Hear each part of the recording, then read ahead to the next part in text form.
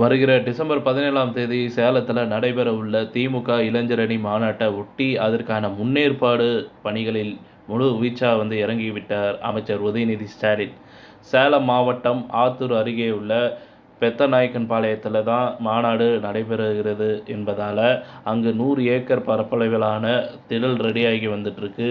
பந்தல், மேடை, நுழைவாயில்கள், கேட்டரிங் இடம், அமரும் இடம், ஓய்விடம், கழிப்பறை என ஒவ்வொன்றையும் அமைச்சர் உதயநிதி ஸ்டாலின் பார்த்து செஞ்சு வந்துட்டுருக்கிறாரு.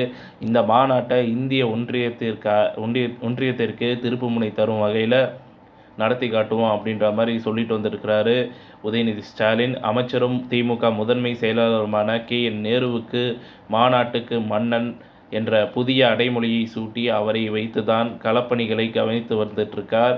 மதுரை அதிமுக மாநாட்டில் தொண்டர்களுக்கு புலிசாதம் கொடுக்கப்பட்டது போல் இல்லாமல் அறுசுவை விருந்து கொடுக்கும் திட்டத்தில் உள்ள உதயநிதி ஸ்டாலின் அதற்கான மெனு கார்டையும் பார்த்து ரெடி பண்ணிட்டு வந்துட்டுருக்காரு.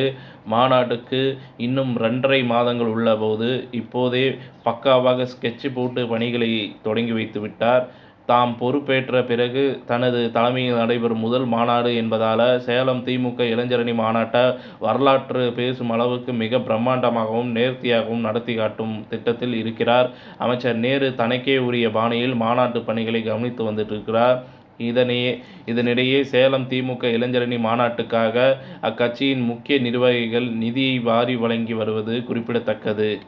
இத்துடன் இந்த செய்தி தகவல் முடிவடைகிறது. இந்த செய்தி தகவல் பிடிச்சிருந்தா லைக் பண்ணுங்கள், ஷேர் பண்ணுங்கள், மறக்காமல் நம்ம சேனலை சப்ஸ்கிரைப் பண்ணி பெல் ஐக்கானை கிளிக் பண்ணி வச்சுக்கோங்க.